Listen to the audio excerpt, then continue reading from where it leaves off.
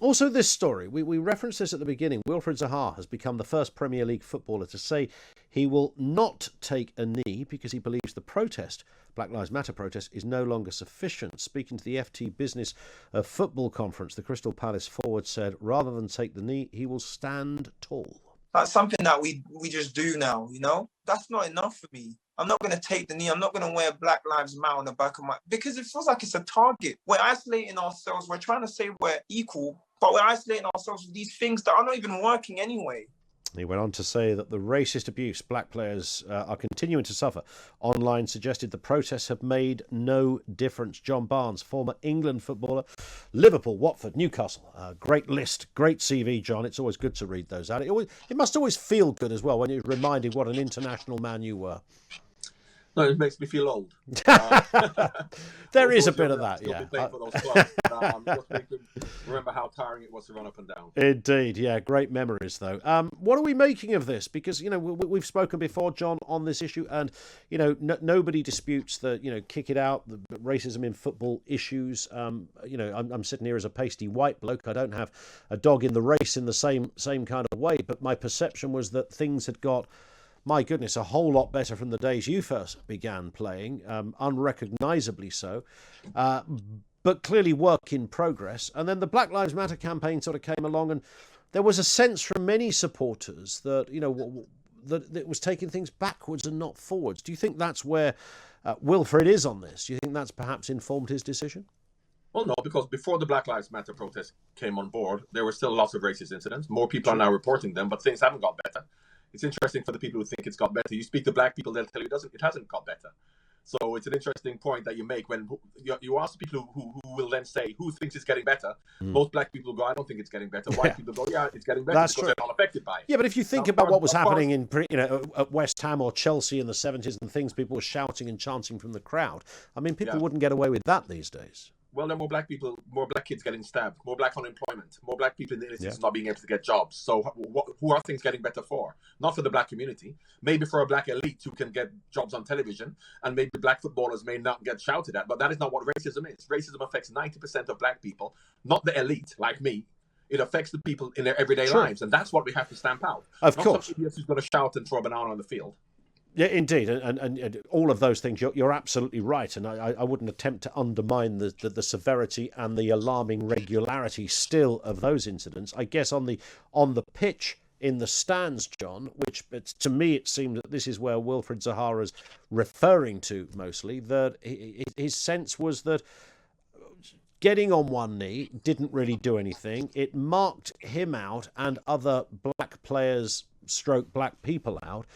Into almost a different group of people. It didn't do what it was meant to do. I don't think Wilf's talking about football, because Wilf has got a privileged life. Yes, there may be the odd comment. Wilf is talking about Black Lives Mattering, not black footballers' lives mattering. True. And the Black Lives Matter, in terms of taking the knee, isn't making anything better for the black kids in the inner city. That's the point he's making. Yeah. He's not talking about his life isn't any better. And this is where we have to differentiate. I agree, yeah. Black Lives Matter and black footballers' lives matter. And we can't get it twisted. True, so indeed. But there is a correlation, yes. All it's doing is all football can do is highlight the problem. How long have we seen in Champions League matches for the last 15 years? You pass the thing along saying no to racism. It makes no difference whatsoever. It highlights the problem. Now, what the Black Lives Matter taking the knee may do is highlight the problem. What Wilf is saying is that that's all it does. It doesn't make any difference. It doesn't make a tangible difference. It doesn't have positive outcomes. So therefore, we have to do more than that. So if somebody wants to take the knee, I've got no issue with that. If they feel all they can do is highlight it by taking a knee because they've got nothing else to offer. Yeah. But Wilf is saying he has more to offer by talking against it rather than just doing this token gesture of taking a knee. Yeah, no, I get that. But there's a sense as well, and again, we can interpret what he's saying in many different ways, but there's a sense that perhaps it might have made things worse in some respects. Well, it hasn't made things worse. It makes things worse for people who want to use whatever the agenda is for certain people in the Black Lives Matter movement, defunding the police, tearing down statues. People may not agree with that. That is not what, to me or to Wilf, the Black Lives Matter is. The Black Lives Matter, to me, is about people being able to get jobs. The police not stop disproportionately stopping black people. Black people being able to get access to social care. That's what Black Lives Matter. But of course, people who want to push back against that will then use another excuse to say this Black Lives Matter movement is about defunding the police and lawlessness, which is not what it's about. So therefore, once again, it's an interpretation of what you consider Black Lives Matter to be. It is, I guess, in many respects, it is this perhaps confusion, John, over, but, do Black Lives Matter? Well, yeah, obviously, is the answer. Who would say otherwise? As distinct from Black Lives Matter, the organisation. And that's maybe where I sense, certainly, chairing many debates on this kind of stuff, I sense that confusion has caused a problem for many people. But it's only confusion in people who don't believe that Black Lives Mattering is a problem. People who understand, like yourself, who said it's obvious, will understand what Black Lives Matter is. And as much as you say it's obvious, if it was that obvious, why are there disproportionately black kids being killed? If it was obvious, why are there black kids still not being able to get jobs and education? So therefore, it isn't obvious. But then, you may feel it's obvious. Yeah, true. And of course, but why? Is obvious, but surely the reality and the actions are I get obvious. it. But, for years, yeah, no, I get that. But of course, the counter argument to some of that, John, or the other argument to introduce would be, why are other black kids killing black kids? Because that's ultimately what we're talking about here. Why is it that you've still got white kids who are doing worse than black kids at school now? I mean, we've got all of those issues. When white kids were killing white kids in Scotland, in Glasgow, when it was the highest knife crime, did we say that it was a white problem because white kids are killing white kids, or did we say it was an inner city problem? Well, I think we said it was a problem in certain parts or certain areas. So which you would apply white killing white, was it? It had nothing to do with white killing white. It was socioeconomic. But there is there's a cultural element to this as well. There's a gang culture, that kind of thing. And you will have a disproportionate amount of kids that find themselves from those communities. Sometimes they might be white, but predominantly in those areas they've not been white, that have subscribed to gang culture for a whole variety of reasons. But why, when it was in Glasgow, I'm sure you never said it's a white killing white kids culture problem. And there are no black kids killing black kids. But now that it's black on black in London, we're saying, it's a black problem. Because explain the Glasgow issue when it's all white kids killing white kids, when everybody said it's a socio-economic problem of gangs, nothing to do with white. But now because it's black on black, we're now saying, it's a black problem. But I think it's a cultural problem rather than, it's not that somebody's blackness makes them want to pick up a knife. Absolutely. That would be ridiculous. You yourself said 2 minutes ago it's black kids killing black kids. Well, it is. You would have said it's white kids killing white kids. Yeah, but at the moment there is a cultural within the black community. I know that's a broad church when one uses that phrase, but I hope you take the point, John. There is clearly a cultural proclivity to disproportionately join gangs that may well end up acting or manifesting their behaviour in that way. When it was in Glasgow, did you say it was a culture in the white community in Scotland? Did you say that? I wasn't commenting at the time when those kind of things were happening, but I would imagine that people did. Okay, well, yeah, indeed. Well, the class issue, I would imagine, which is not a dissimilar point. So the class issue would be there as well. So it's about class, not colour. So it's a class problem with the black kids as well, because there are no black middle class kids killing each other in middle class black communities, are there? So it's obviously a class problem when it's black kids as well. But it's not deemed a class issue in black kids, it's deemed a colour issue in black kids. But if you've white kids, it's deemed a class issue. I hear that, and it's a very persuasive point. But if you go to those same areas, you haven't got the same, even the areas where black kids are killing black kids, you haven't got the same proportion, even of white kids from the same background killing white kids. You did in Glasgow.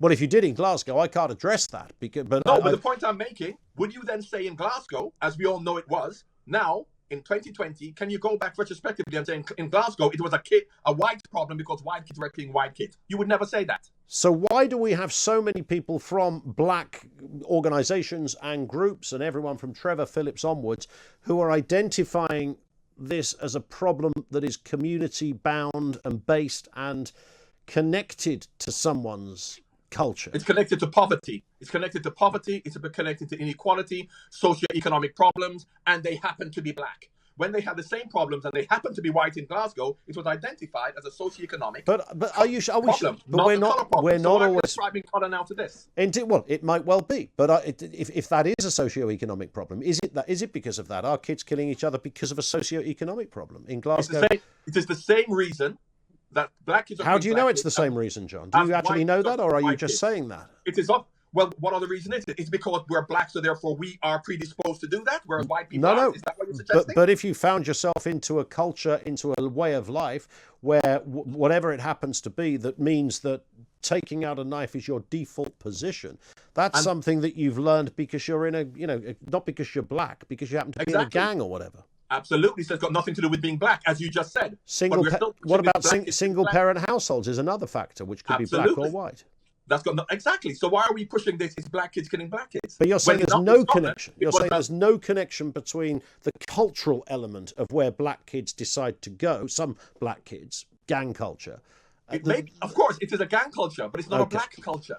And no, but have to differentiate. I do get that. But obviously, if you've got a disproportionate amount of kids from black backgrounds joining gangs, then there's your answer, right?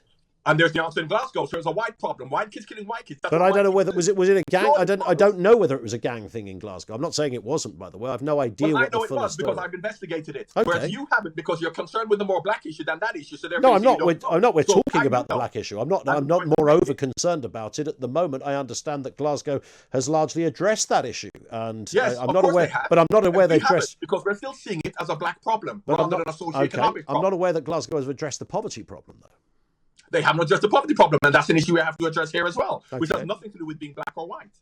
So when we hear community leaders who are from those backgrounds urging young black kids to take a different stance in life, to take a different direction in life, and are very relaxed about highlighting the fact that too many black kids are killing black kids, why do you resist that, John Barnes? I don't resist that at all. What I'm saying is that it's not because they're black, that it's not a black problem. It's a problem in society in the inner cities whereby they're disenfranchised, they're disillusioned, they're not being given equal opportunities vocationally, occupationally, access to social care. So therefore, you've got the same access to social care if you're black than if you're white. So isn't that an indictment? You've got the same access. You've got the same access to social care as I do, John. Oh well, maybe I do because I'm an elite person, but black kids in the inner cities don't. They don't, and as much as you think they do. Give me an example why a black kid doesn't have access to social care. Well, you go into the inner city and you check it out and you see disproportionately black people are affected in terms of being access to social care, jobs and education. Is that, in your opinion, they get the same education? Oh, they have the same education, do they? You get the same education as if you go to. Oh, right. So we must be thick. That's why we can't get on. Who says you must be thick? Well, it's actually white kids that are at the bottom of the pile in that respect at the moment. Yes, but it's not because they're white. It's because of the poverty that white working class kids go Yes, through. And it's not because someone's black that they're from. So why is it disproportionate? Why is it disproportionate then? But why aren't there more black kids making it up into the top echelons of society? Why? I can't answer that. I don't run society, John. And you're pushing back against the answers I'm giving you. No, I'm not pushing back. I'm asking why. I'm telling you. I'm asking why as many white working class kids are in the same place. Not proportionally. It's not.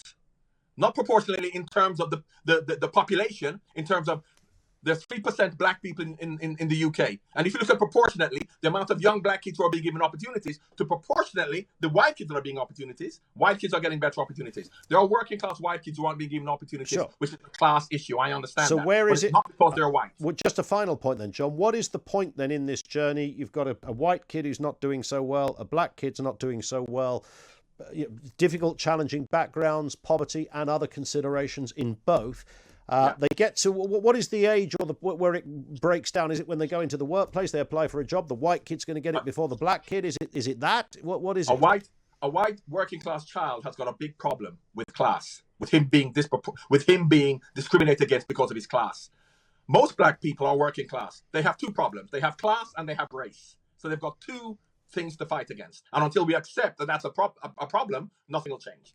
John Barnes, it's always good to talk. Thank you. Some great information out of that from John. Former England, former Liverpool, former Watford, former Newcastle. Now, that went in a direction I wasn't quite expecting it, but a lot of information from that discussion.